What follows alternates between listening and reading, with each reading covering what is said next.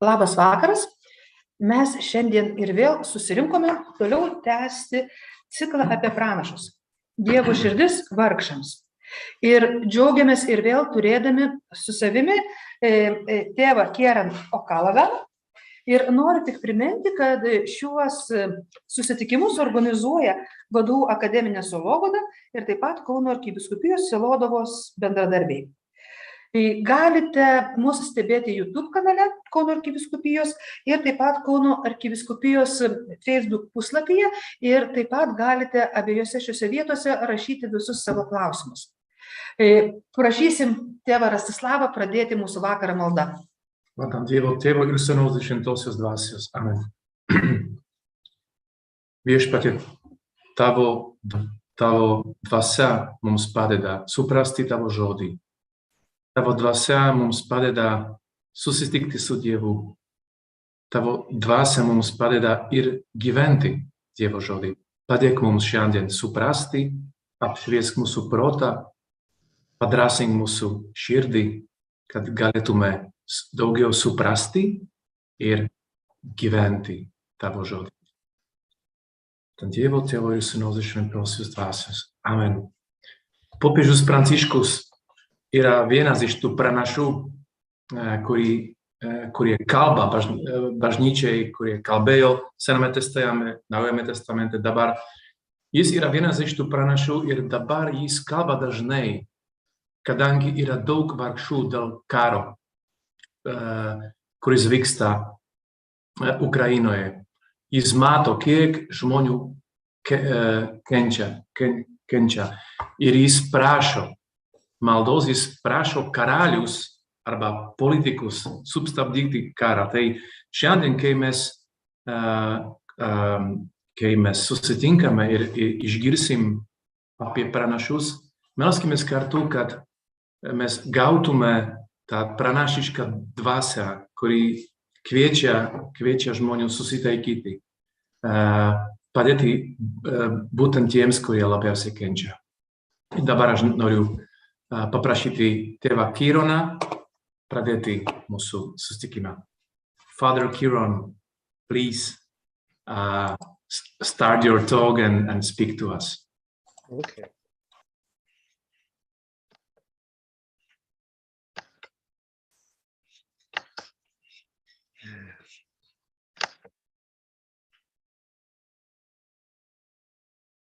So, a very good evening to you all. Labas vakaras visiems. I want to send greetings to you from a very wet, cold, windy Belfast. Siunčiu jums linkėjimus iš labai šlapio, šalto ir vėjuoto Belfasto. And as we meet, there is this terrible war in Ukraine. I want you to know that we here on the far western shores of Europe are praying for all of you on the eastern borders of Europe. Susitinkame tokiomis sąlygomis karo kontekste ir noriu, kad žinotumėt, kad mes čia esantis tolimuose Europos vakaruose tikrai esame maldos vienybėje, meldžiamės už jūs, kurie esate Europos rytuose, toje sienoje. We are continuing our series on the prophets and the poor. Tęsiame savo paskaitų ciklą apie pranašus ir vargšus. In January, I spoke to you a little bit and introduced the prophets to you. Sausio mėnesį truputėlį kalbėjome, supažindinau jūs su pranašais. And in February, we read some texts to give us a flavor of what the prophets were saying about justice and about the poor. O vasario mėnesio susitikime mes truputėlį jau žiūrėjome į konkrečius tekstus pranašų, kuriuose atsispindi Dievo požiūris į teisingumą, Dievo teisingumo supratimas pranašų literatūroje ir į vargšus. And today and in the next 3 lectures, April, May, June, I want to explore with you the influences that were at work on the prophets. Šiandien ir likusios 3 paskaitas norėčiau paskirti tiems dalykams, kurie darė įtaką pranašams aptarti. So when we come to the message of the biblical prophets around justice and around the poor, I want to suggest to you that there are three different levels in which the poor are presented in the prophetic writings. Kai pradedame kalbėti ir kai kalbame apie viešpaties žvilgsnį į vargšus, pranašų literatūroje, noriu, kad dabar išskirstumėm šitą žvilgsnį į tris skirtingus lygius. The first level has a big name that may not be easily attractive.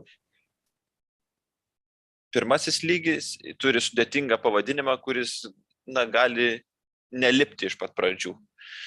But basically the first level or the first influence on the prophets was simply the cultural, ethical norms of ancient society. Tačiau pirmasis ir toks vienas pagrindinių esminių lygių, kalbant apie tai, kas darė įtaką pranašiškai literatūrai ir pranašų žvilgsniui, buvo senovės artimųjų rytų humanitarinė etika, tai kultūroje priimtos normos etinės. So I am calling them in English ancient Near Eastern humanitarian ethics. Tai jos taip ir vadinasi senovės artimųjų rytų humanitarinė etika.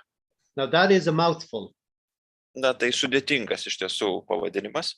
But let's break it down. When I say ancient Near Eastern, I'm talking about the Middle East as we know it today in ancient times. Kai kalbame, išskaidykime, kad būtų paprasčiau suprasti. Kai kalbu apie senovės artimuosius rytus, tai apie šiandieninius viduriniuosius rytus kalbu tik tai antikinėme laikotarpyje. When I say ethics, I'm talking about the ideal moral values of those societies.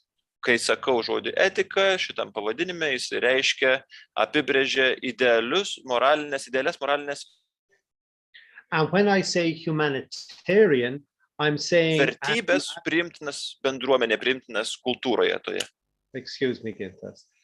When I say humanitarian, I'm saying that these are not necessarily religious values. Kai sakau humanitarinė, kai šitam pavadinime humanitarinė žodis reiškia, kad tai nebūtinai religinės vertybės, tai kultūroje priimtinos vertybės. And I hope to show you that in the prophetic message, that the culture, this moral culture, this ethical culture of the ancient Near East has a huge influence on the prophetic message. Ir kai kalbėsime apie šį lygį, norėsiu parodyti, kad šitas kultūroje bendrai priimtina moralinė humanitarinė etika, kad jinai turėjo didžiulę įtaką pranašų žvilgsniui į etinius klausimus. But our biblical prophets are ministering within the religious world of Israel.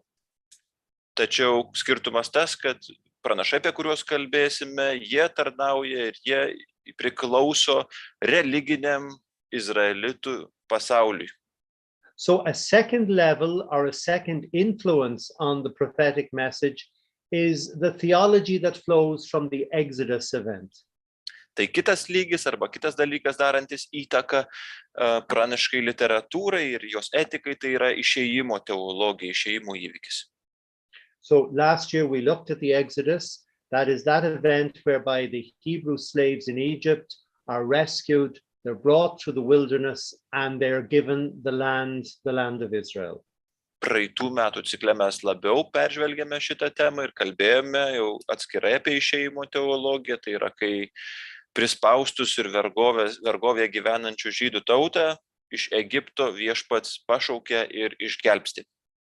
And they were called to be a different kind of society in the ancient world because of that event.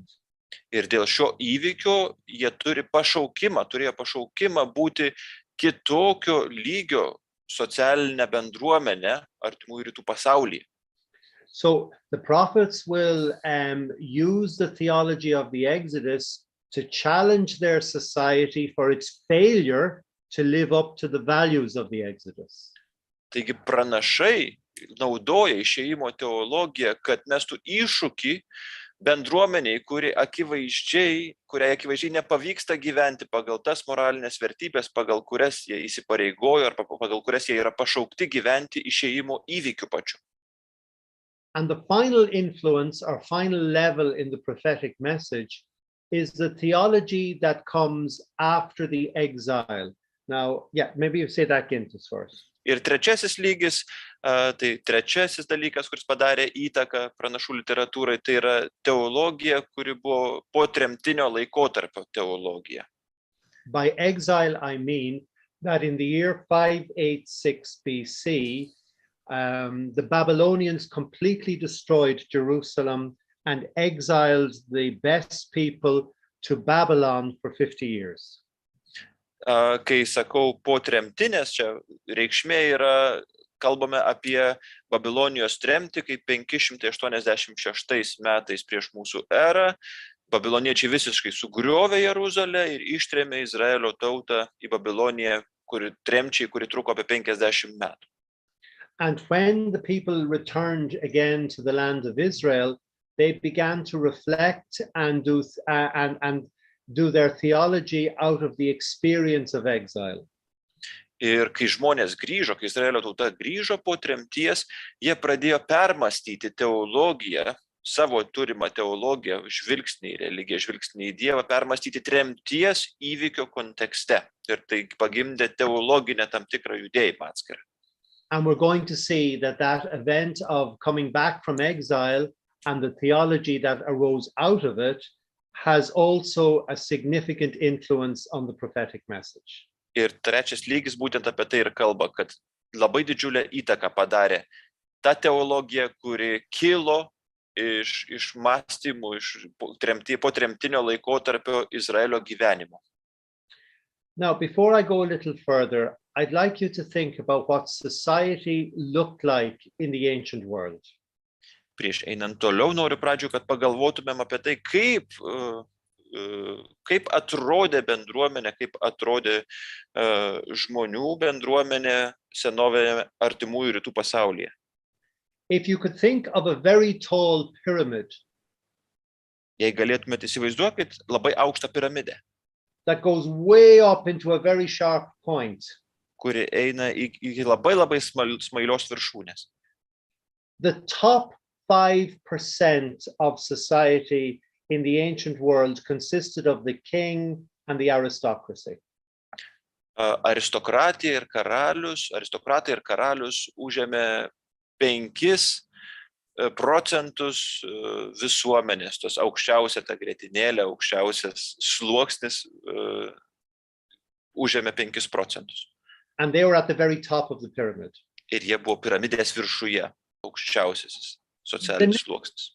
The next 10 to 15% consisted of soldiers, priests, bureaucrats, educators. Kiti beveik 50% priklausė kariams, kunigams, mokytojams ir biurokratams, kurie sudarė didžiąją dalį visuomenės.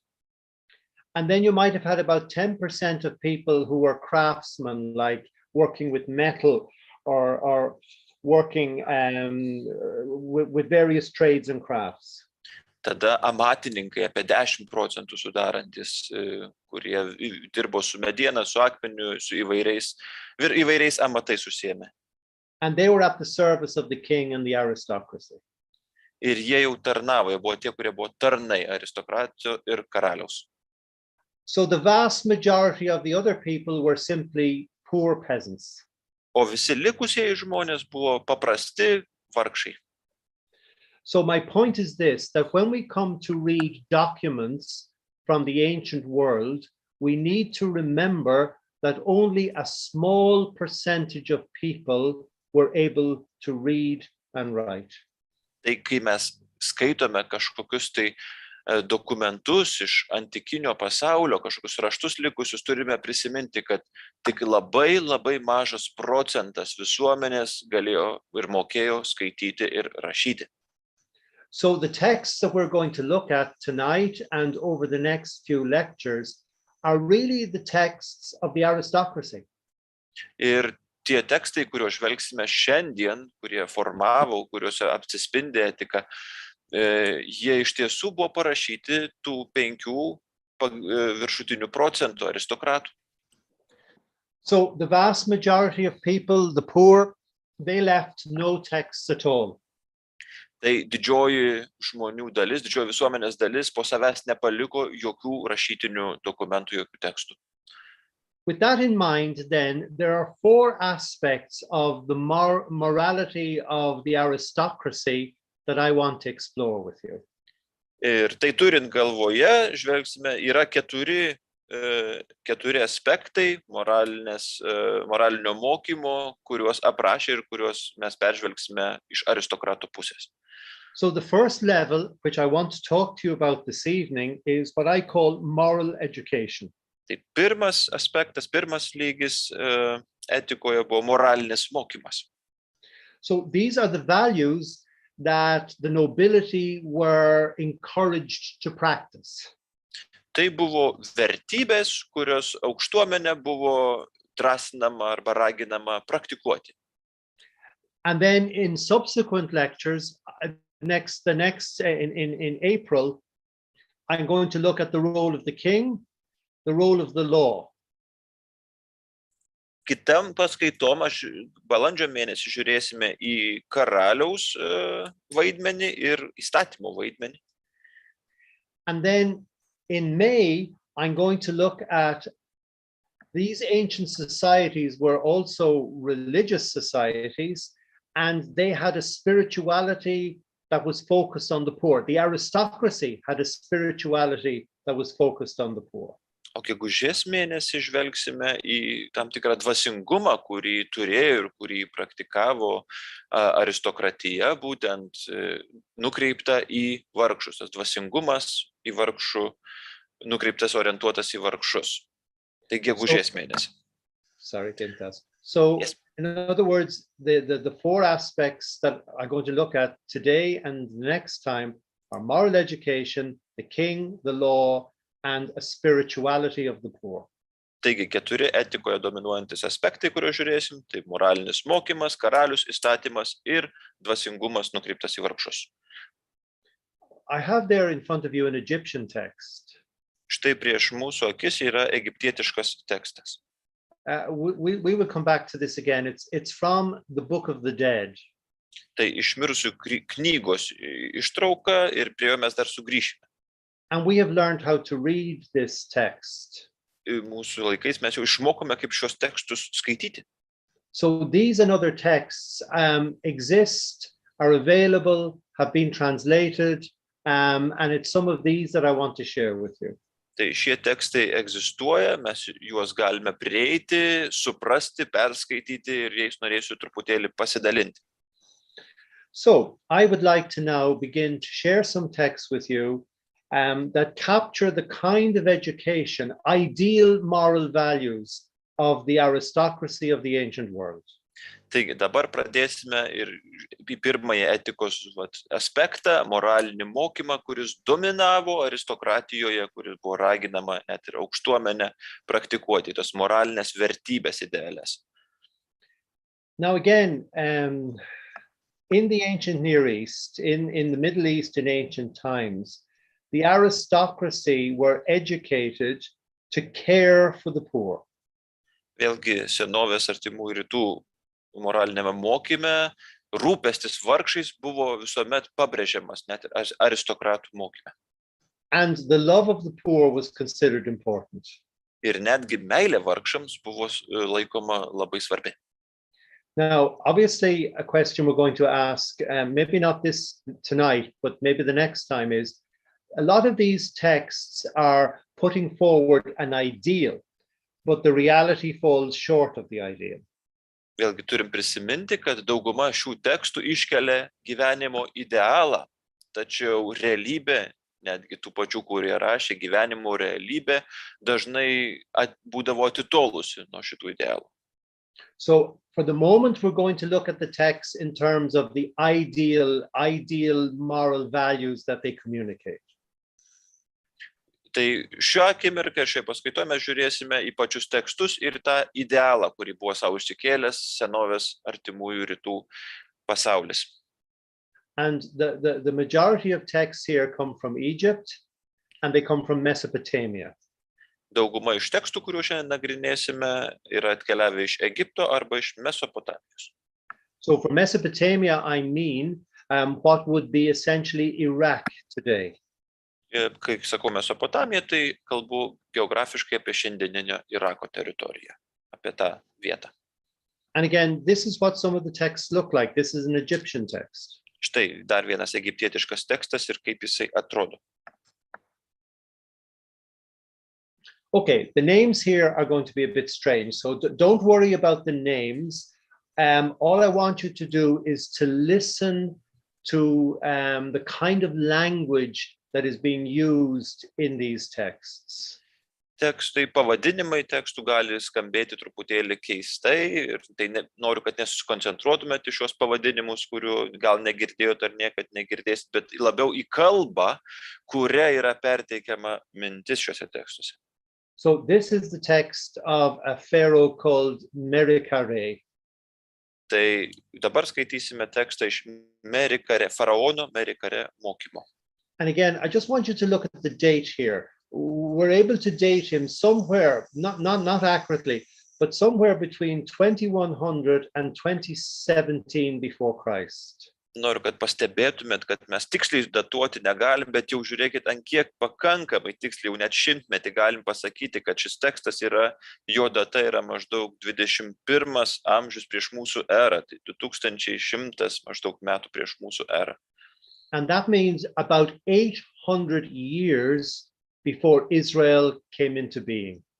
Ir tai reiškia, kad šis tekstas yra atkeliavęs iš laikų maždaug 800 metų prieš atsirandant Izraeliui kaip tautai, prieš Egipto įvykį, šeimų įvykį. So I think, Gintas, the best way to go with this is I won't read the English and then you do the Lithuanian translation. Why don't you just read the Lithuanian and let those who have English follow the English text? Tai skaitysime tik lietuvišką tekstą, kas mokat angliškai, galite skaityti anglišką. Nuramink verkiančius, nekamuok našlės, neatimk iš žmogaus jo tėvo gėrybių.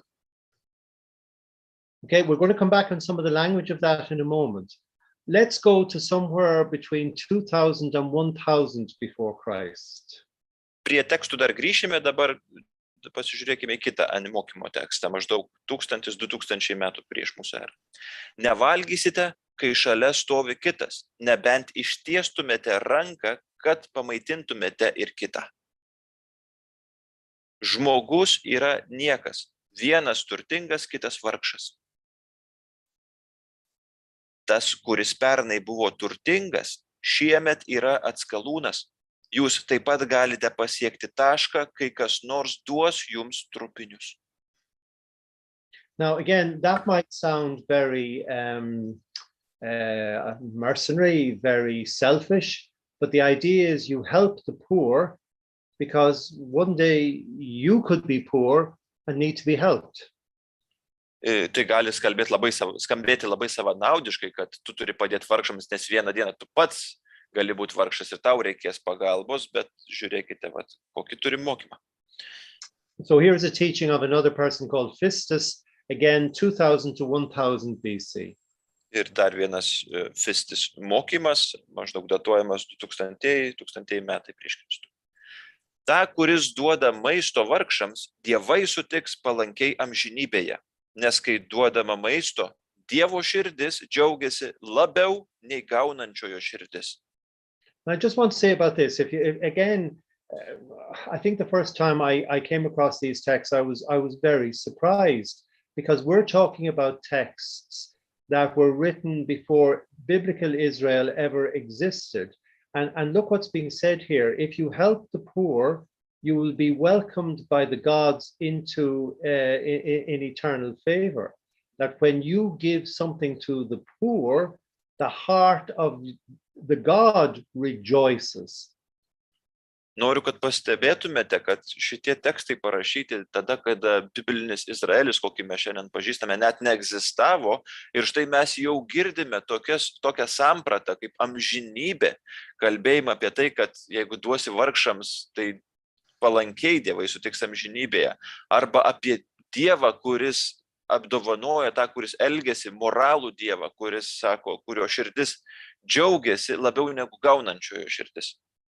So the Egyptian aristocracy were talking and believing in these values centuries before there was a Bible. Tai Egiptų aristokratai kalbėjo apie tokius tekstus ir apie šias vertybės dar šimtmečius prieš tai, kai atsirado Biblija, bibliniai įvykiai vyko. Here's the teaching of a pharaoh, Amenemhet I. Štai mokymas faraono Amenemhet pirmojo. These Egyptian names are challenging Gintas. Meta iššūkį tikrai šitie egiptietiški vardai, taip. So we're talking about 1960 before Christ, which is about 7 centuries before Israel. Taigi kalbame apie 1900 metus prieš mūsų erą, tai maždaug 700 metai prieš Izraelio tautos gimimą ir pradžią. And some of these texts are not written on papyrus. Some of these texts were carved onto buildings. Ir kai kuris dalis iš šių tekstų yra ne ant papiruso rašyti, o perskaityti nuo pastatų. Jie buvo išraižyti pastatuose, statiniuose. Even on graves. Net nuo antkapių. So here is this Pharaoh carved on his grave the good things he did in life, among which were that he gave to the beggar and he gave to the poor. Ir štai šis tekstas yra faraono, kuris ant savo antkapio parašė tai, ką darė gyvenime, kokias vertybės praktikavo, kad užaugino našlaitę, kad sušelpė vargšus, žodžiu, ir savo pasiekimus ir vertybės, kuriomis gyveno. So then if we go to about 1800 before Christ, which is about 6 centuries before Israel. Ir jeigu dar truputėlį vėliau pasižiūrėtumėm, 1800 metai prieš mūsų erą, kas maždaug jau 600 metai iki Izraelio. We have this a text from a text known as the History of the Eloquent Peasant. Turime tekstą, kurio pavadinimas yra Iškalbingojo valstiečio istorija. Would you just read the Lithuanian, Gintas? Yes, okay. Našlaičio tėvas, našlės vyras prijuostė mamoms. Now, again, see the language that's emerging here. This person is describing himself as father of the orphan, husband of the widow. We're going to find that when we come to biblical Israel, the two typically poor people that you find in Israel are the orphan and the widow. Ir tai irgi dar didelę įtaką ir bibliniai etikai, nes štai ką iškalbingas valstietis apie save sako, kad jis našlaičio tėvas, našlės vyras, ir tie socialiniai sluoksniai, kurie labiausiai su vargšais susieti bibliniuose tekstuose, mes labai pastebime, kad irgi tai dažnai kalba apie našlę arba apie našlaitį. And all of this is pointing towards the fact that the prophetic message about God and the poor at some level is shaped by the culture of these societies. Ir į ką kreipiame truputėlį, matome, kad pranašiška žinia, pranašiškos vertybės ir tai, ką pranašai skelbė, buvo suformuota, jai buvo padaryta įtaka visuomenės, kuri gyvena štai tokiamis vertybėmis. One of the most famous texts from ancient Egypt is a book known as the Book of the Dead. Vienas iš žymiausių senovės Egipto tekstų yra mirusiųjų knyga, taip vadinama. And we date it somewhere around 1550 before Christ. Jos data maždaug 1500 metai prieš mūsų erą. Which is about 3 centuries before Israel. Ir vėlgi tai dar yra maždaug 3 šimtmečiai iki Izraelio. And I think if you want to know more about the Book of the Dead, you should look it up on the internet, on Wikipedia. Ir jeigu norite daugiau sužinoti apie mirusių knygą, galite internete tikrai labai gausu informacijos, visur galite paskaityti.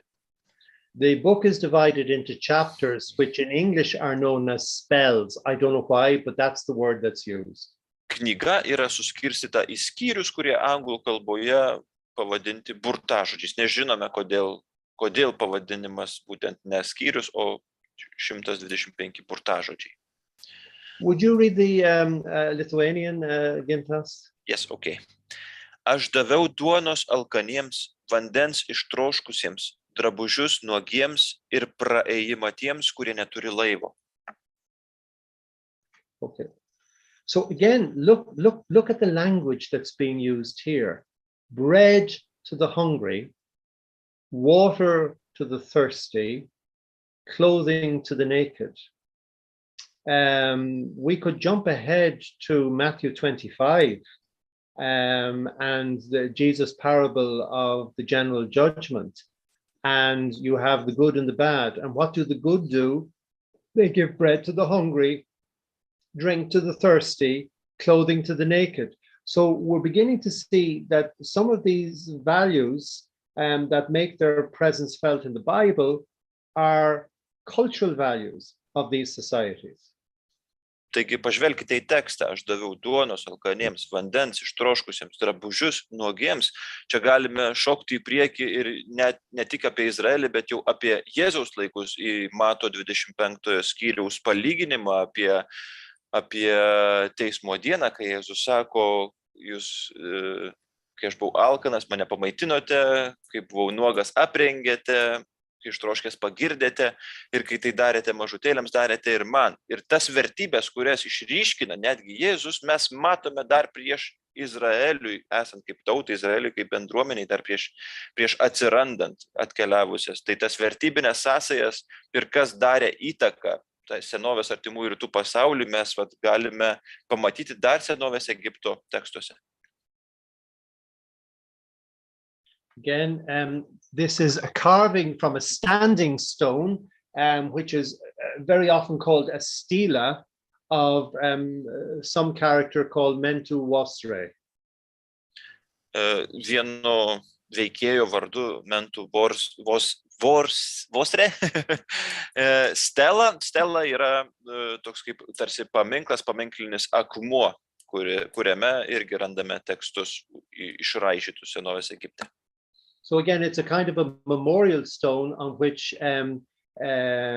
favorable quotations would be written. So this man wants to be remembered for doing the following, and then you can read the Lithuanian. Taigi, stela yra paminklinis akmuo, kuriame galima buvo įrašyti įžymius pasakymus ir vertybės, tai šioje steloje buvo įrašyta šio žmogaus vertybės, kuriomis jis gyveno, dėl ko jis nori būti atmintas. Aš slaugiau ligonius, laidojau mirusiuosius ir dovanojau gerybės tiems, kuriems jų reikėjo. This is a tomb of, I think, a pharaoh called Rekhmire, 1400 BC, 1479 BC. Toliau žiūrėkime į užrašą ant Rekhmire, tikriausiai faraono kapo, kuris randamas ir datuojamas maždaug 479 metai prieš mūsų erą. Raminau ašaras su paguoda, aš gyniau našles. Aš patalpinau našlaičius jų tėvų palikime, alkaniems daviau duonos ir ištroškusiems vandens. Mėsa, aliejus ir drabužiai tiems, kurie jų neturėjo. Aš parėmiau senuką, duodamas jam savo darbuotojus. Aš priverčiau seną moterį sušukti, o kaip viskas gerai. So again, you're getting the pattern of this aristocratic care for the poor by doing what we might call charitable deeds. Ir vėlgi matome tam tikrą paradigmą tų dalykų, kuriuos darė aristokratai ir kuriuos vertino tas meilės darbus vargšams. So that's a taste of some of the Egyptian texts.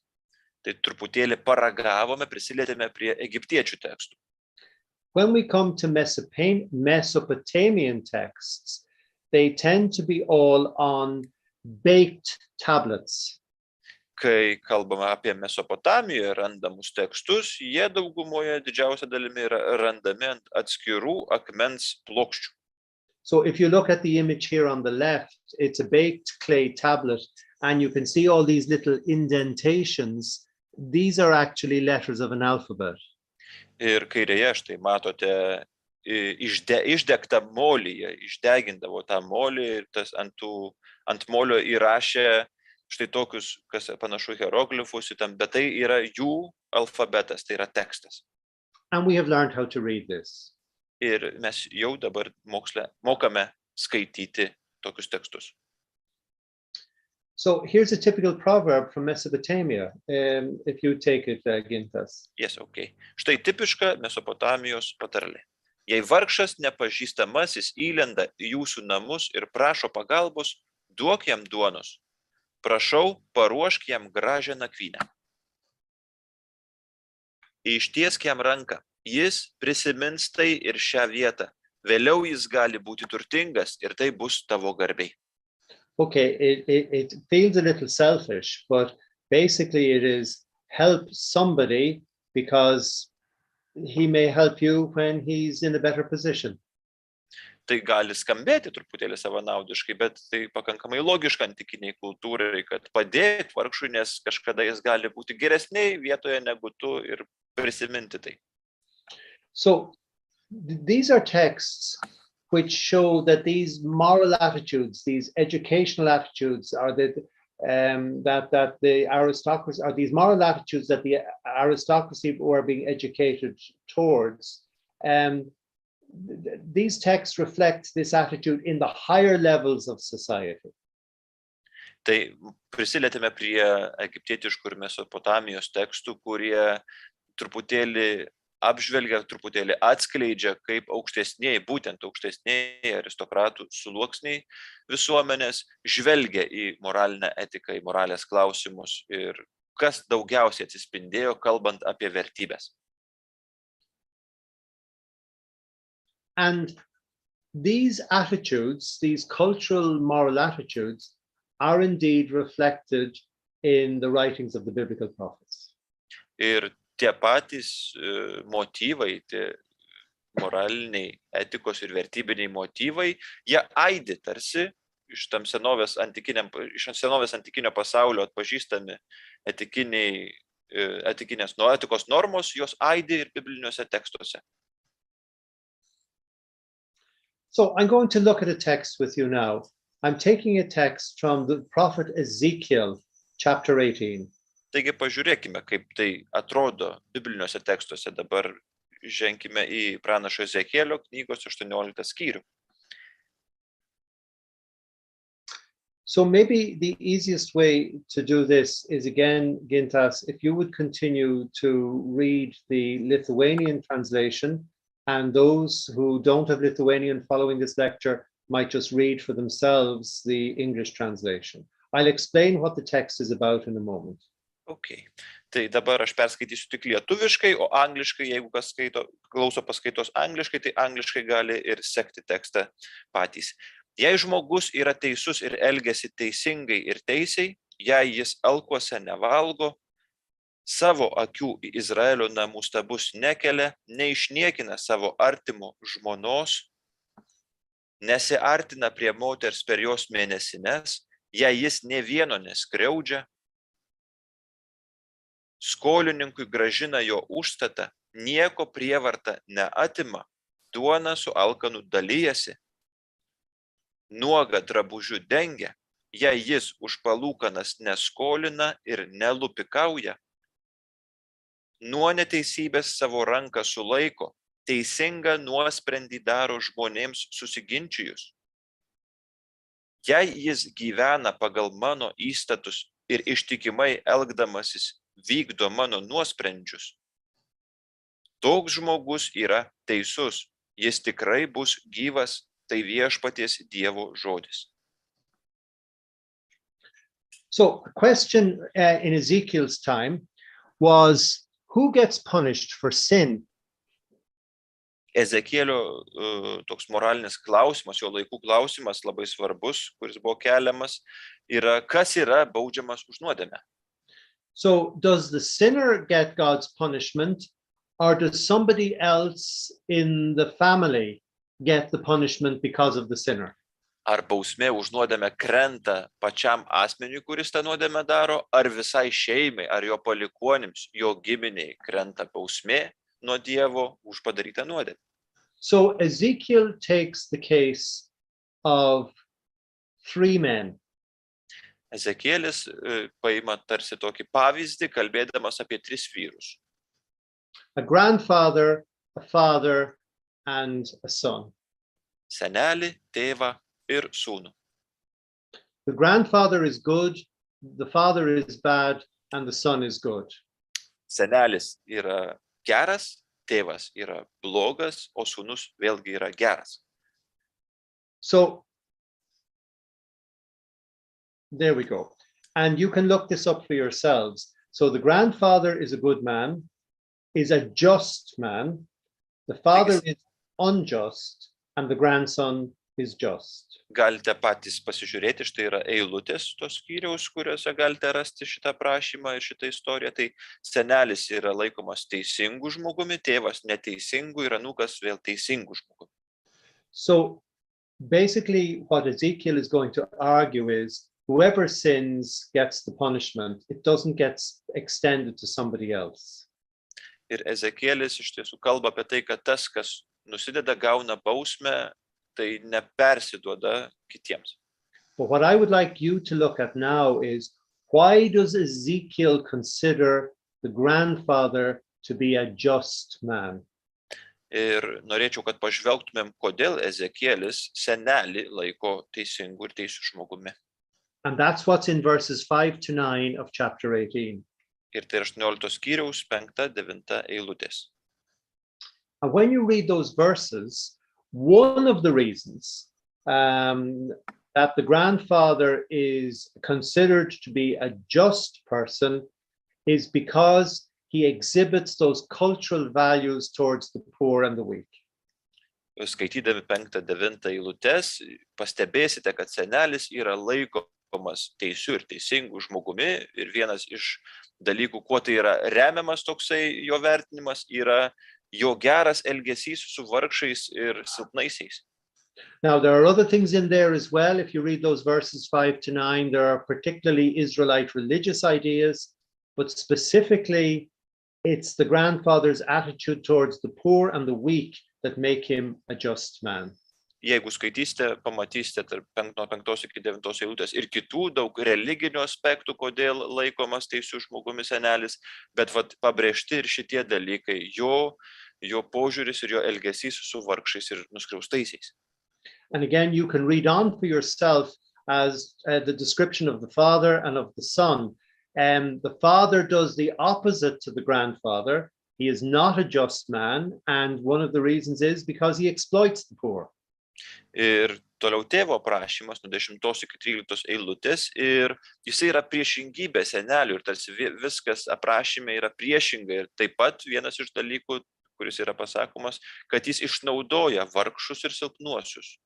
And the grandson is just because he imitates his grandfather in caring for the poor. O sūnus vėlgi yra teisus ir teisingas dėl to, kad jis ne tėvo senelio pėdomis eina ir rūpinasi vargšais, ir jam rūpi ir myli vargšus ir silpnuosius. I want to look at another text with you. Pažvelkime į kitą tekstą. This is from Isaiah chapter 58. Gintas. Iš Izaijo 58 skyriaus tekstas. So these would be the words of Isaiah, who was in exile with the exiles in Babylon. Tai čia Izaijo, kas atsimenta pirmas pastas, to, ką mes vadinam deutero Izaijo arba antrojo Izaijo, kuris rašė iš tremties Babilonijoje laikų. And in our Catholic liturgy for Lent, we were reading this text recently. Ir mūsų katalikiškoje liturgijoje gavėnios metu mes neseniai skaitėme šitą tekstą. So, Gintas, again, would you like to read the Lithuanian? Yes, okay. Ne, pasninkas, kokio aš noriu, tai nuimti neteisėtai uždėtus pančius, atrišti jungo valkčius, pavergtiesiems duoti laisvę, sulaužyti bet kokį jungą, dalytis su alkstančiu savo duoną, priglobti vargšą ir benamį, aprengti ką pamačius nuogą, neatsukti nugaros saviesiems, tada tartum aušra užtekės tavo šviesa. Tavoji žaizda bus greitai užgydyta, tavasis teisumas žengs pirma tavęs. Viešpaties šlovė palydės iš paskos, tada šauksies ir viešpats atsilieps. Kai pagalbos prašysi, jis tars, aš čia, kai tarp savųjų pašalini priespaudą. Nedarai skriaudos, ko blogo nekalbi, paduodi alkstančiam duonos, palengvini varguolio gyvenimą. Tavoji šviesa užtekės tamsoje, tamsa bus tau šviesi kaip dienovidis. Viešpats visuomet bus tau vadovas, sausros išdegintoje šalyje tave pasotins. Jis atnaujins tavo jėgas, būsi tu nelyginant laistomas sodas, kaip niekad neišsenkantis šaltinis. So this is from 2nd Isaiah, so that would be chapters 40 through to 66. Tai iš antrojo Deutero Izaijo teksto, kaip jau sakiau, kuris apima nuo 40 iki 66 skyrių. And it's a text coming after the exile. Ir tai tekstas iš potremtinio laikotarpio. And what the prophet is exploring is the relationship between cult and ethical behavior, or we might say today the relationship between worship, liturgy, and morality. Tai ką šituo tekstu išryškina pranašas, tai yra kultinio ir etiško elgesio santykis, ką šiandien vadintumėm gal liturgiško arba šlovinimo, garbinimo, Dievo tautos elgesio ir moralės ir etinio elgesio santykis.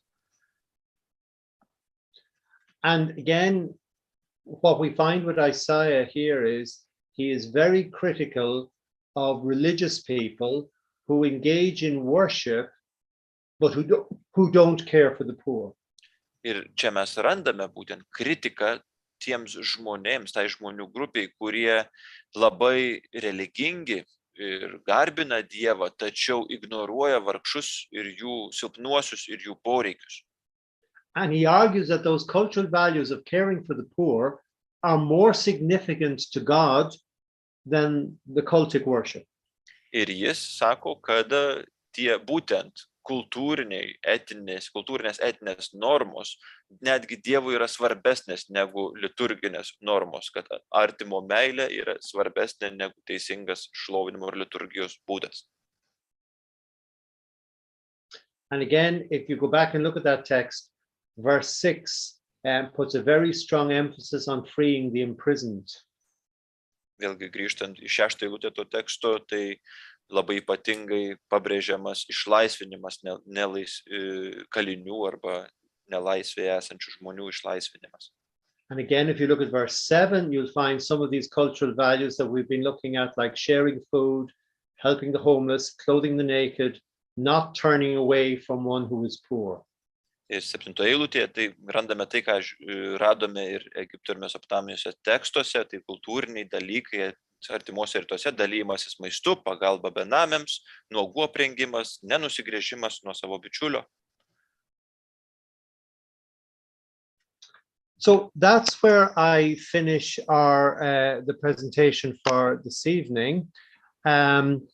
We have some journeying yet to do. Mūsų dar laukia kelionė, šiandien tiek esu pasiruošęs, tiek su jumis noriu pasidalinti apie tos kultūrinės, moralinės vertybės, gal mažai žingsneliais, bet judame į priekį. So the next time we meet, I want to look at how those ancient societies and their attitude towards the king and towards the law also influenced the prophetic message.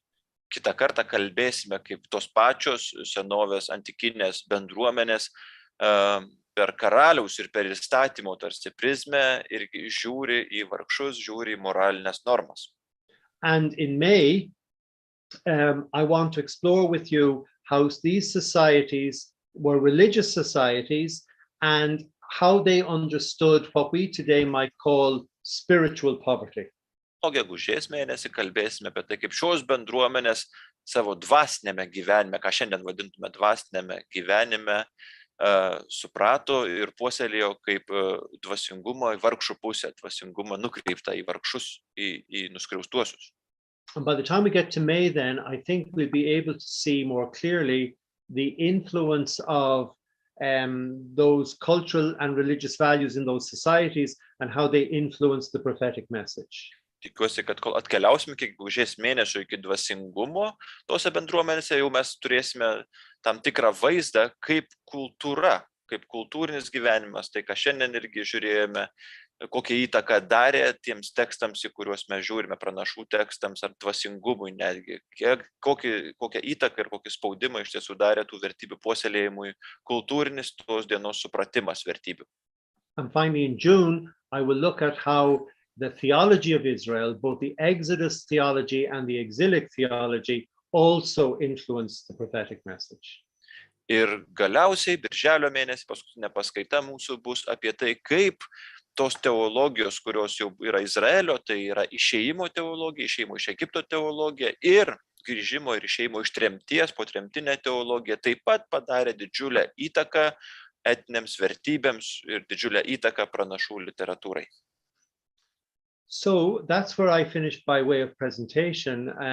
We do always allow a little time for questions if people have questions. And again, I think maybe people have been writing in questions. They get translated via Gintas for me into English, and I'll do my best to answer them. Taigi, kai baigiame paskaitą ir dabar laikas, kaip ir visuomet, skirsime truputėlį laiko jūsų klausimams, kurių visuomet susilaukime. Taigi. Tai ačiū už puikų įvadą, puikią paskaitą, net nežinau kaip įvardinti, bet ačiū už tą dalinimąsi ir klausimų be abejo turime. Ar yra tiesioginių nuorodų apie tai, kad Izraelis perėmė kai kuriuos Egipto įstatus? Nes Izraelis buvo įspėtas saugotis Egipto svetimų dievaičių. Okay, the question is, are there any actual evidence about the straight connection between Egyptian moral values and Israelites' moral values? Because we read that the Israelites are told to beware of the Egyptian gods and Egyptian ways. So if they took something, what are the things that they have to be aware of, and what are the clues, what are the about the connection, the straight connection between what we have in Israel, cultural values, that it is from Egypt? I don't know, it's very difficult sometimes to express the thought. That's an excellent question. And the simple answer is there is no direct connection. Klausimas labai geras, bet paprastas, greitas atsakymas būtų nėra tiesioginės sąsajos arba tikslių įrodymų. But you find language and concepts in the Bible that are shared with the other cultures. Bet mes randame tų supratimų, tų dalykų, kuriuos atrandame ir kitose kultūrose, kurie yra tarsi priimti kaip bendri tai visai artimųjų rytų pasauliui visam. Is there a direct dependence, or is it just the same phenomenon appearing in Israel that appears in the other cultures as well? Ar tai yra tiesioginis ryšys, ar tai yra tas pats fenomenas, kuris reiškiasi skirtingose artimųjų rytų kultūrose? I mean, if you think of our world today, our global world, and the value systems that we have, I can't speak for your country, but say for Ireland, Ireland is hugely influenced by two societies who are highly influenced by the UK and by the USA, probably more by the USA than by the UK. So we would share values. Are they directly? Are they coming directly from the UK and the USA? Yes. in this case, yes, I'd say they are through media and movies and stuff like that. I think for Israel, I don't know if there is a direct influence, but I think it's just part of a wider cultural world that Israel belongs to, in the same way as that Ireland belongs to a wider cultural world of what we call the West. Tai toks pavyzdys, kad negalime laikyti ir izoliuoto visiškai Izraelio nuo senovės artimųjų rytų pasaulio, bet negalime laikyti, kad jis ir visiškai tiesiogiai visame priklausomas ir vertybinėme pasaulyje taip pat priklausomas nuo Egipto ar Mesopotamijos, kaip kad Airija šiandien duoda tėvas tokį pavyzdį, kad Airija šiandien yra suformuota, Airijoje pasaulėžiūra suformuota Didžiosios Britanijos ir Jungtinių Amerikos valstijų.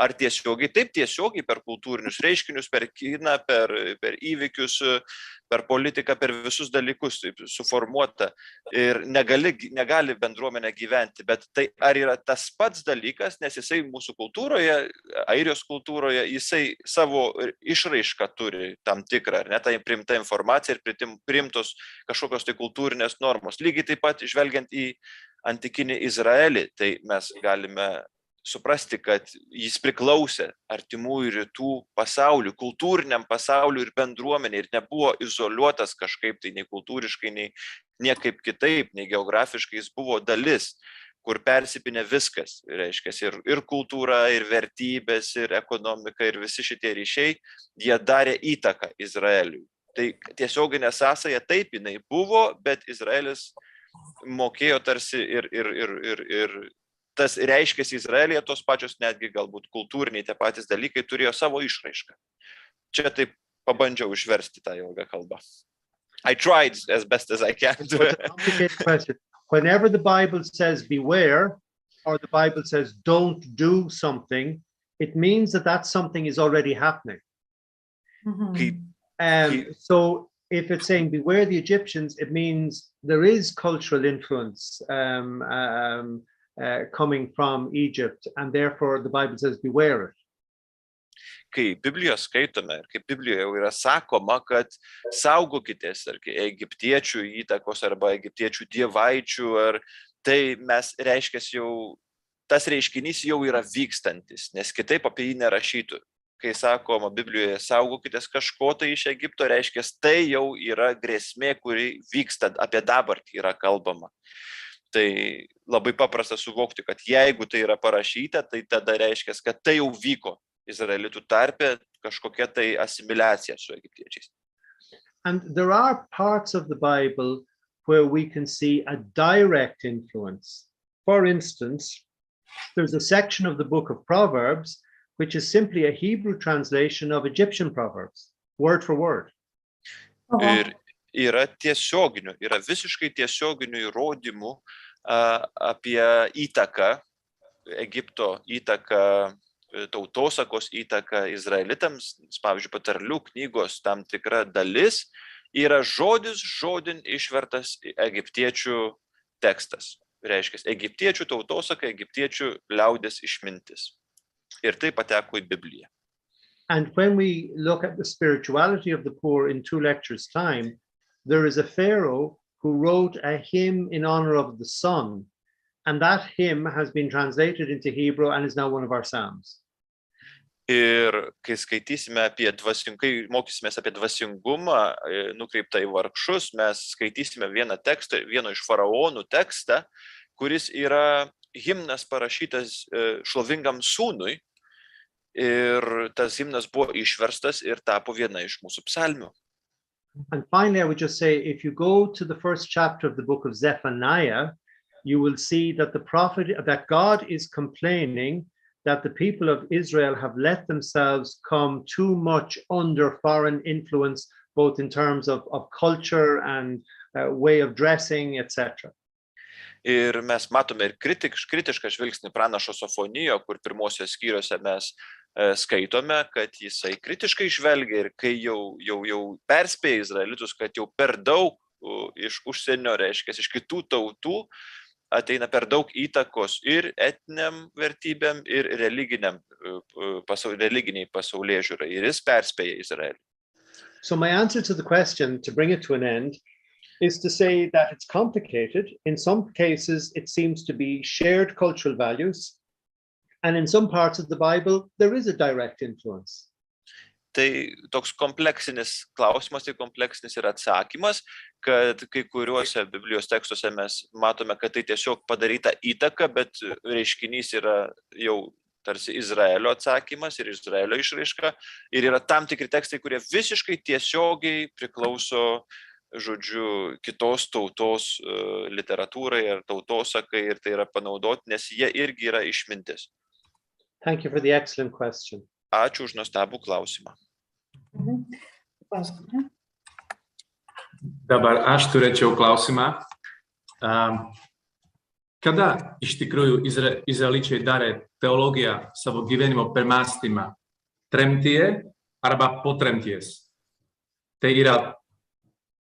You studied in Ireland, so you may... Father Rastio, you may ask the question yourself. It would be more... Yes. So my question would be, when actually Israelites did their theology, was it in the exile or after the exile? That would be the first part. And the second, is it true that some of the books of the Bible were written in the exile?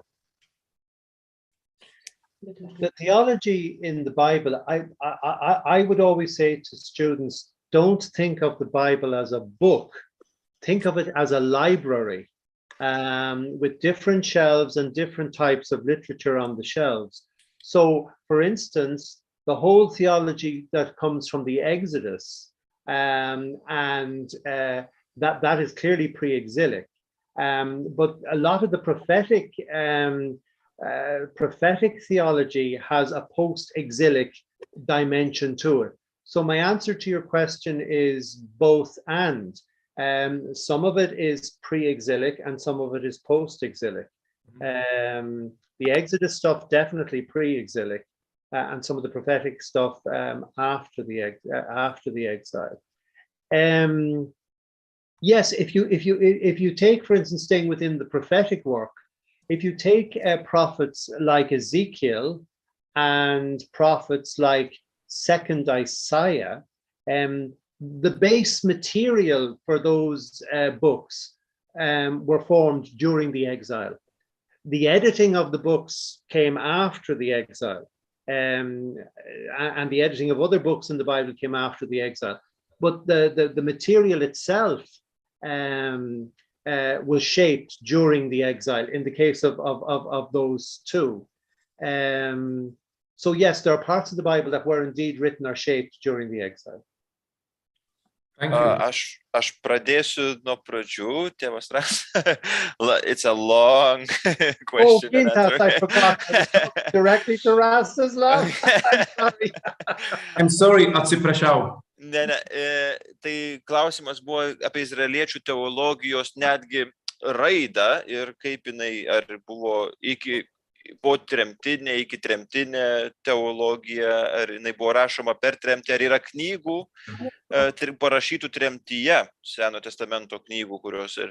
Tai tėvas Ciarán sako, kad visuomet savo studentams pradedu nuo to, kad Bibliją įsivaizduoti ne kaip knygas, bet kaip biblioteką, kad jos tam tikrose lentynose, tam tikrų laikų užrašytos tą tokį kompleksiškumą biblinių tekstų, tarpusavio sąsajų, ir viena teologija gimė iš tiesų, tai ir gimė pati teologija, ir netgi tekstai gimė po išėjiminėme, reiškia, išėjimo iš Egipto laike, ir buvo interpretuojama vienaip, ir ją prieš tremtinę galime tokią teologiją, ir tada tremties įvykis buvo taip pat labai sukrėtęs, tai reiškia, tremties į Babiloniją įvykis labai perkratęs tarsi ne tik vertybės, bet ir religinę pasaulėžiūrą ir teologinę naują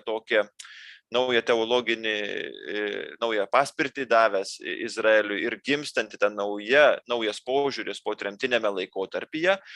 Tai jis formuodavosi, kad patys įvykiai ir patys reiškiniai, žinoma, jie buvo įvardinami ir vyko pačios tremties tarsi metu, ar ne, po tremtinė teologija, jinai gimsta iš tremties paties įvykio, bet mes turime dar kalbėti atskirai apie patį įvykį, reiškia, jo supratimą. Normalu, kad įvykį jau praeityje galima buvo tik tai žvelgti ir jį suprasti, ko Dievas norėjo, ir dar redakcinį laikotarpį, kad įraštinimas arba redagavimas to įvykio ir redakcinis laikotarpis taip pat pridėjo tam tikrų teologinių dalykų, kad ta teologija būtent ir keitėsi nuo redakcinio laikotarpio įtakos, kur dar vėliau jau Izraelis galėjo teologiškai žvelgti į tam tikrus reiškinius, įvykius savo istorijoje. Tai labai kompleksiškai. Taip, tam tikri įvykiai buvo net gali ir užrašyti tremties laikotarpiu, bet paredaguoti ir teologiškai juos teisingai interpretuoti Izraelis galėjo tik žiūrėdamas, žodžiu, į praeitį, tą įvykį viso Izraelio, visos istorijos arba viso to įvykio kontekste. Man atrodo, kad aš glaustai savaip, bet pabandžiau išversti. Kokį. I think I did it. I think I did it. Thank you. I was distracted because when Rasto asked me the question in English, I just was talking back to him on the Zoom, and I forgot that we had an international audience. My apologies. No, it's okay. Dar klausimas. Pranašų vertybės suformuotos visuomenės, taip tėvelis Ciarán minėjo, tai ar pakito tos visuomeninės vertybės, kad pranašai vėliau buvo labiau matomi kaip barantys, perspėjantys? The values of the prophets were speaking of, today we spoke that they were formed by the society and the ethics of the society, yes, of the ancient Middle East. And did those norms change during some period? Because later we see the prophets that they are concerned about Israel, and they are saying that Israel should look at these values. Were they not looking? Were they changed somehow? Was Israel on the wrong path?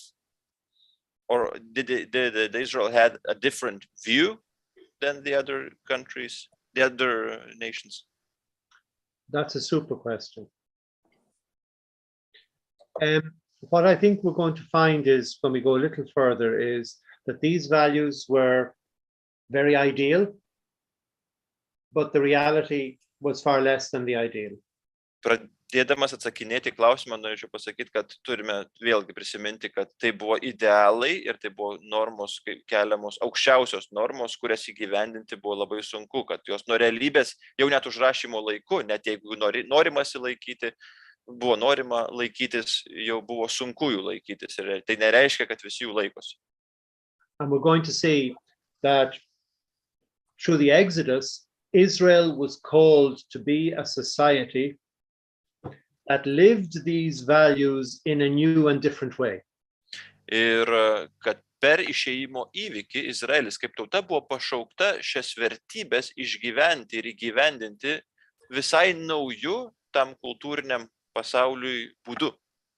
And again, if God called Israel to this level, Israel only got to this level. And the prophets condemn Israel for its failure to live to what God called it to be. Ir jeigu Dievas pašaukė į labai aukštas moralinės normas ir vertybės, tai Izraelis, kaip rodė tėvas, nepasiekė jų, nepasiekdavo. Ir tada pranašų barimas susijęs su tuo, kad Izraelis baramas nesugeba įgyvendinti to, į ką Dievas juos pašaukė, nesugeba tobulai įgyvendinti to įstatymo arba tų vertybių. So the values don't change. Israel fails to live them. Taigi vertybės nepasikeičia Izraelyje, nesikeičia, bet Izraelis skirtingais laikotarpiais vienos ar kitos ar vienaip ar kitaip jiem nesiseka įgyvendinti tas gyventi pagal Dievo duotą įsakymą arba pagal tas kultūros suformuotas etinės normas. So religiously, Israel was formed into a society that was supposed to care for the poor, the weak, the oppressed. The king was supposed to administer justice. But the reality was none of that happened. tai ir net religiniu žvilgsniu žvelgiant, Izraelis buvo formuojamas ir pašauktas būti tauta, kuri rūpinasi vargšais, prispaustaisiais, silpnaisiais, kur karalius saugo įstatymą ir gyvena aukščiausias moralinės normas ir rūpinasi savo tauta, ypatingai mažutėliais. Tačiau matome, kad realybė visai nebuvo tokia, į kokią buvo pašauktas Izraelis. And we'll see more of that when we come to June, when we look at the theological dimension to the prophetic message about the Exodus and the exile. We'll see that Israel's existence needs to be swept away, the prophets are saying, so that God can do something new. And the reason it's to be swept away is that its failure to live these values. Ir birželio mėnesį daugiau kalbėsime apie šitą dalyką, apie teologinę būtent interpretaciją šitų vertybių ir Izraelio būtent bandymą ir nesugebėjimą įgyvendinti tų vertybių ir to teologinį žvilgsnį, reiškia, kaip tai atsiliepia jų kaip Dievo tautos ne tik įvaizdžiui, bet ir gyvenimui, tapatybei. Thank you for the question. Ačiū už klausimą. Klausimas toliau, ar ne? Jeigu pažiūrėt į dabartinio Izraelio įstatymus, ar jie susiję ar jie yra perėmę įstatų iš švento rašto, ar visiškai atskiri? Tai reiškia, ar tikėjimas Izraelyje ir įstatymai Izraelyje yra viena? If we look at today's Israel, is the law and religion and religious law and cultural law or even the state law is one? Is it do they have a connection? And the second part is if we know that the Israel law is connected with the religion, we see it in the flag and everywhere, but is it from the theology of the Old Testament or is it newly formed law, interpretation of the Old Testament and what God said? I've just come back from Israel. I was there the week before last with 3 colleagues, and we had a wonderful time. I'm not competent to comment on the legal system of the modern state of Israel. I imagine Israel, as I understand it, the modern state of Israel has 2 kind of influences as it was created. In 1948, there were a lot of Jewish people came from Russia, and they came with that idea of the collectivity, that kind of Soviet idea, communist idea, if you want to use that language. And they were strictly secular. They weren't motivated by religious values. They were motivated by what is called Zionism, to establish a land of Israel for the Jewish people, but their value system wasn't specifically religious. But then you got, on the other side, you have religious Israelis who read the Bible in differing ways and want the values of the Bible implemented in the law of Israel. So you've got a tension really between kind of secular Israel and religious Israel, and they're working together in the current system. But I imagine that the laws of Israel largely are those of a secular democratic state with reliance on the Bible in some regard. But I would imagine most of the laws are just like in Lithuania or Ireland. They're democratically passed laws.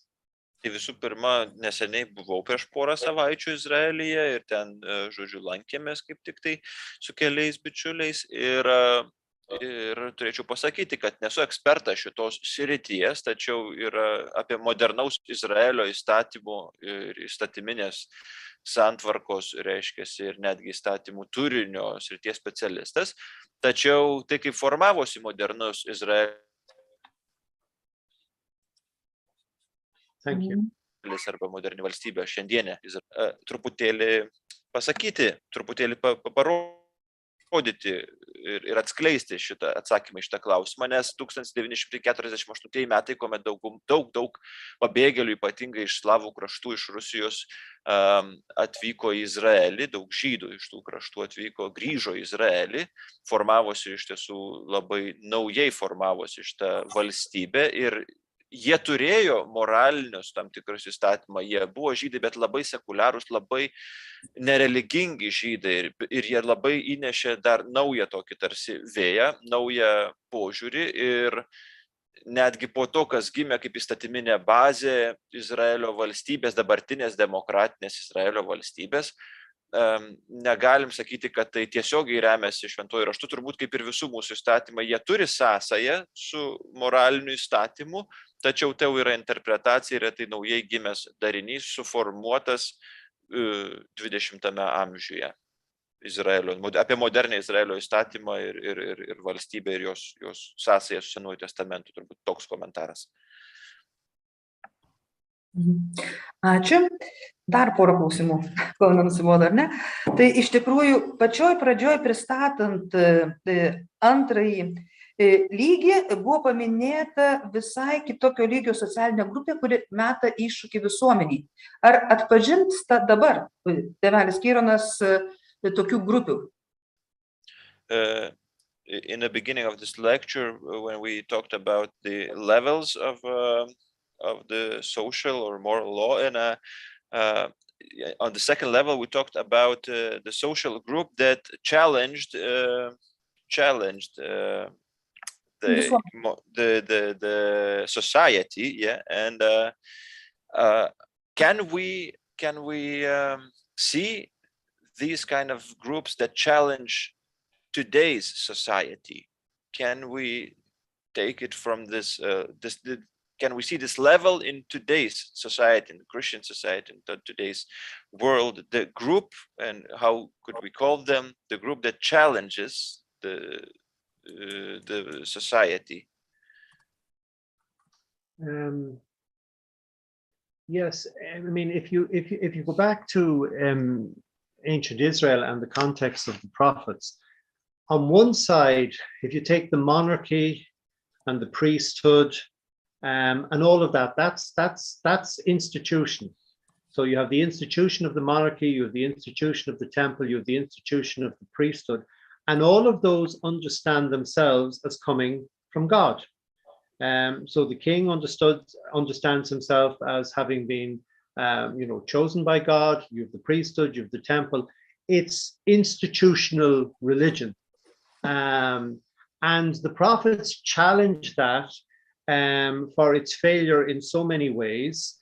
And the major challenge is that it fails to live up to what God wanted. Maybe you just take that bit first, Gil. Yes.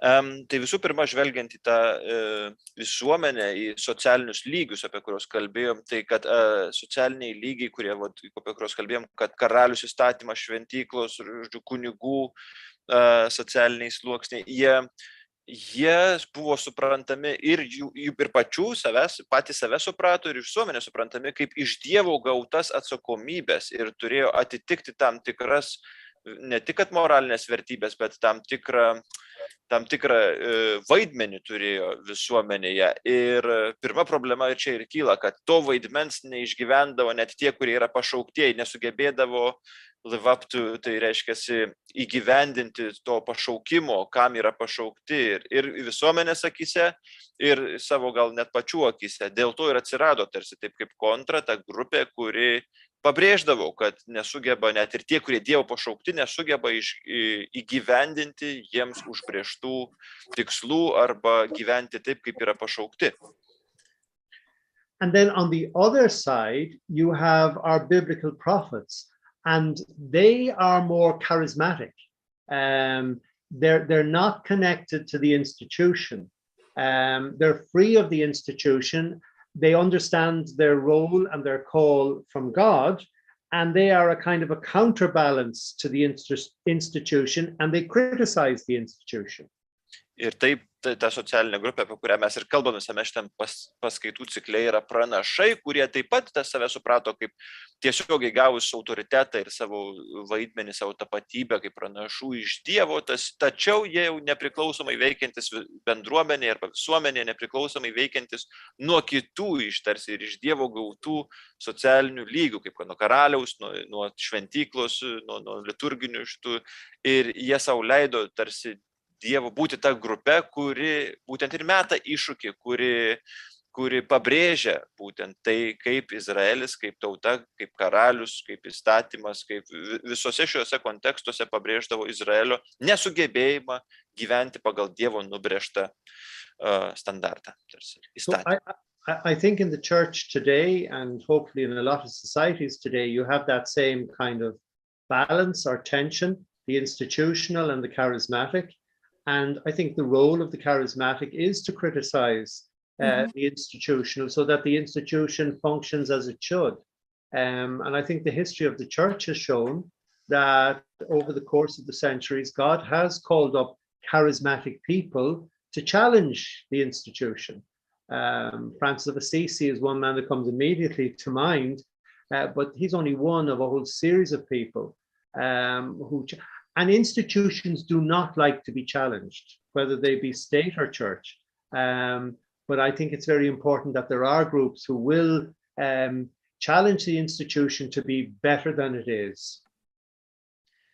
Taigi šiandien bažnyčioje tėvas Ciarán kalba apie tokias dvi grupės, tai mes turim irgi institucinę bažnyčią, tarsi turi čia savo misiją pasaulyje, ir kita grupė, kuri bažnyčioje, toj pačioj bendruomenėje yra ir tarsi metanti iššūkį šitai instituciniai bažnyčiai, yra charizmatinė grupė, kurie irgi iš Dievo tarsi gavę pašaukimą mesti iššūkį atsinaujinti bažnyčią arba kitaip žvelgti. Ir pirmas žmogus, kuris kalbant apie tokį charizmatiškumą ir kuris šauna į galvą, tėvas Ciarán sako, yra Pranciškus Asyžietis, kuris tikrai buvo charizmatiškas ir jis metė didžiulį iššūkį instituciniai bažnyčiai. Ir šiandien lygiai taip pat mes atrandame ir turime rasti tą balansą ir atrandame šitas dvi viena kitą papildančias grupės institucinę bažnyčią, kuriai niekad nepatiks ir kuri niekad nenori būti kritikuojama ir nori visą valdę tarsi būti, bet ir ta grupė, kuri yra charizmatiška, per kurią irgi Dievas kalba, kuri leidžia savo kritikuoti institucinę bažnyčią iš dvasios veikimų, iš Dievo žodžių, jinai priklausanti tai pačiai bažnyčiai, bet iš vidaus tarsi leidžianti savo grupę kritikuoti institucinę bažnyčią, taip priversdama netgi ją augti, tobulėti, keistis ir tai irgi kaip Dievo buvimas. Ir tokią dinamiką mes jaučiam ir šiandien, kad vis tik tų grupių metančių iššūkį šiandieniai instituciniai bažnyčiai tikrai turime ir atmesti jų kaip Dievo siųstų negalime taip lengva ranka sakyti, kad tai Dievo ar tai ne iš Dievo, kas iš Dievo, ir turime klausytis vieni kitų. Ta turbūt ir popiežius dabar per sinodą sako, klausykimės, kalbėkimės, nes taip, tas balansas turi būti. Of course, the tradition is that all of the prophets were murdered because of the position they took. And then, of course, we think of Jesus, who in his day challenged the Pharisaic and temple-type Judaism of his day, and he too was murdered. Ir matome tradiciją, kad pranašai vis tik dėl šios pozicijos, kurią prisėmė prieš institucinę Izraelio bendruomenę arba įstatyminę bendruomenę, jie buvo nužudyti. Ir tą patį Jėzų mes matome, mūsų viešpatį matome kaip tą, kuris metė iššūkį instituciniai Izraelio bendruomeniai, ir šventyklos kultui, ir kunigų kultui, žodžiu, ir įstatymo kultui, metanti iššūkius, ir jis irgi buvo nužudytas. Tai šitas vaidmuo yra, kai apie jį kalbame, tai jis pažymėtas tarsi kankinystė. So I think that'll be our last question because we're into the last few minutes and you want to wrap up. So Gintas, I thank you as always for your patient translating. Thank you, Father. Turbūt viskas, paskutinis tai buvo klausimas, nes baigėsi mūsų laikas ir reikia dar pabaigti čia. Tai tikriausiai duodame žodį Rasti ir Jovitai. So thanks so much, Father. Most welcome. Yeah. Ačiū labai tėveliui Ciaránui už dalinimąsi savo dovanomis. Ačiū kunigui Gintui už galimybę suprasti tėvelį. Ir noriu tik priminti, kad šį ciklą apie pranašus Dievo širdis vargšams organizuoja Vadų akademinė sielovada ir Kauno arkivyskupijos sielovos bendradarbiai. Ir mūsų sekantis susitikimas vėl bus balandžio antradienį, 19 valandą, tai balandžio 13 dieną. Na ir tėvo Rostislavai paskutinis žodis ir malda. Aš noriu padėkoti jums visiems už dalyvavimą ir Jovitei už puikų moderavimą irgi. Ir man kilo tokia mintis šiandien, kai klausausi tėva Kirona. Mes neplanavom, visiškai neplanavom, kad kalbėsim apie vargšus būtent per dabar karą Ukrainoje. Tas karas tiesiog vyksta, niekas iš mūsų tai neplanavo, bet būtent dabar, kai visa Europa ir Lietuva ir kitos šalis labai bando sušelpti vargšus, sušelpti tuos, kurie neturi duonos, kurie neturi drabužių. Būtent dabar gal šita žinia buvo mums tokia pagoda mums visiems. Tai ačiū Dievui ir aš žinau, kad visiems, kurie bando sušelpti vargšus dabar, ten yra daug palaimos nuo Dievo ir žmonėms, kurie kenčia, ir mums patiems. Linkiu jums palaiminto vakaro. Viešpatie, ačiū tau už tavo palaimą, ačiū tau už tavo žodį, kuris visada mus stiprina, apšviečia, uodžia ir padeda mums veikti. Ačiū tau už tavo buvimą par mūsų. Palaimink kiekvieną iš mūsų. Viešpat su jumis. Te palaimina jūs visagalis Dievas, Tėvas ir Sūnus ir Šventoji Dvasia. Dėkojame Dievui. Te lydi jūs viešpaties malonė. Garbė Jėzui Kristui. Per amžius. Ačiū visiems. Thank you, Ciarán. You're very welcome.